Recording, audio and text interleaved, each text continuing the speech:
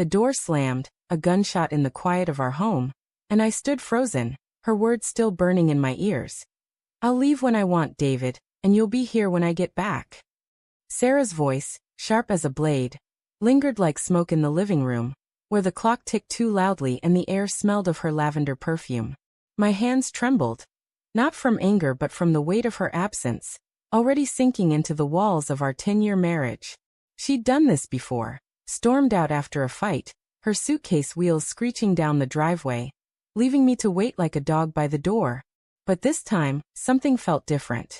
Her eyes had held a glint, not of defiance, but of secrecy, like she was already halfway gone. I sank onto the couch, the leather creaking under my weight, and stared at the coffee table where her half-drunk mug of tea sat cooling. The house was too still, the kind of silence that presses against your chest.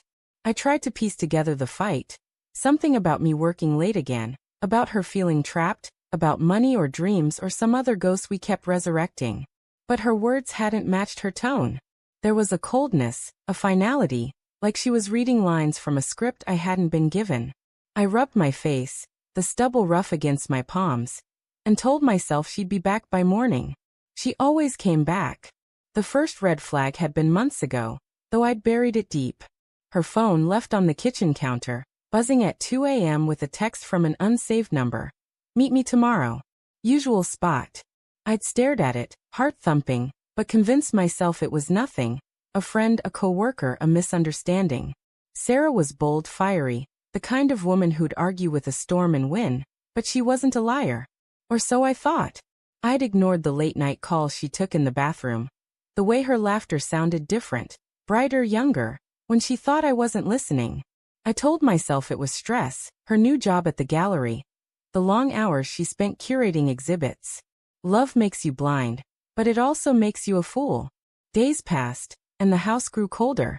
Her side of the bed stayed untouched, the pillow still dented from her head. I called her phone, but it went straight to voicemail, her voice bright and teasing. "You know what to do." I didn't. I left messages, first worried, then desperate, then silent. I drove past the gallery, but her car wasn't there. I checked her favorite coffee shop, the one with the mismatched mugs and the barista who knew her order by heart. Nothing. The world felt like it was tilting, and I was sliding off the edge.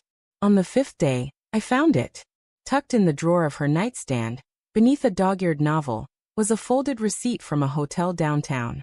The date was last month, a weekend she'd said she was visiting her sister in Portland. My stomach churned as I read the charges. 2 glasses of wine, a late checkout, a room for one night. I sat on the bed, the paper trembling in my hand, and tried to rationalize it. A work thing, maybe. A mistake. But the truth was clawing its way up, sharp and relentless. I called the hotel, my voice steady despite the storm inside me. "Can you confirm a guest from June 12th? Sarah Bennett." The clerk hesitated, then said, "No Sarah Bennett, sir. But there was a Sarah Carter that night." Carter. Her maiden name. A name she hadn't used in years. The pieces fell into place like shards of broken glass. The late nights, the locked phone, the way she'd stopped wearing her wedding ring, claiming it was too loose. I drove to the hotel, a sleek building with mirrored windows that reflected my haggard face. The lobby smelled of jasmine and wealth, and the clerk, a young woman with a tight smile, confirmed it. Ms. Carter checked in with a gentleman. I can't say more. A gentleman. The words hit like a fist, and I stumbled out, the city blurring around me. That night, I sat in the dark, a bottle of whiskey on the table, untouched. My mind raced, replaying every moment I'd ignored. The way she'd linger at the mirror, adjusting her hair for no one. The perfume she wore only on certain days. The way she'd say, "I need space, David," with a softness that felt like pity. I wanted to scream, to break something, but instead I called a locksmith. The decision came not from anger but from a quiet, burning resolve. She could leave when she wanted, but she wouldn't come back to the life she'd left behind. The locksmith arrived the next morning, his tools clinking as he worked. "Rough week?" he asked, glancing at my unshaven face. I nodded, unable to speak. The new locks gleamed. A small act of rebellion against the life I'd let her control. I packed her clothes, her books, her jewelry, and left the boxes in the garage. It wasn't revenge. It was survival. I couldn't keep waiting for a woman who was already gone. A week later, she came back. I heard her car in the driveway, the engine cutting off, the crunch of gravel under her boots.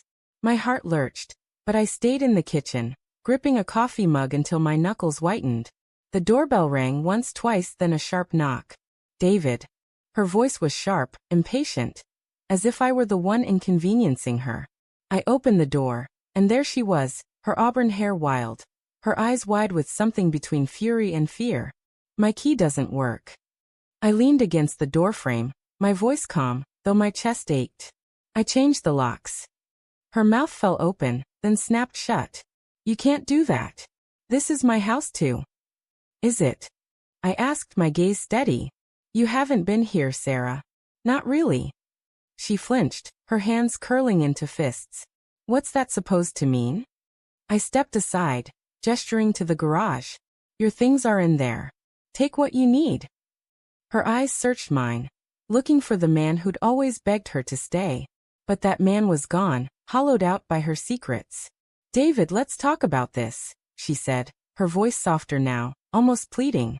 I know I've been distant, but I love you. The words stung, not because I believed them, but because I wanted to. I thought of the hotel, the receipt, the gentleman. Who's he?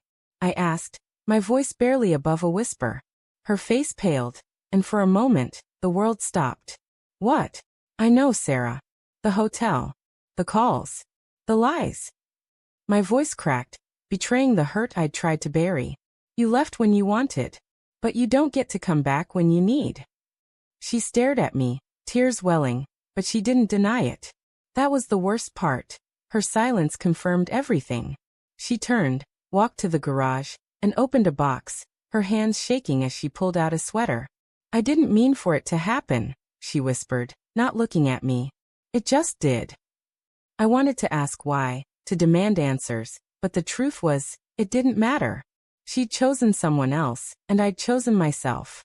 Goodbye, Sarah, I said, closing the door. The house was quiet again, but it wasn't empty.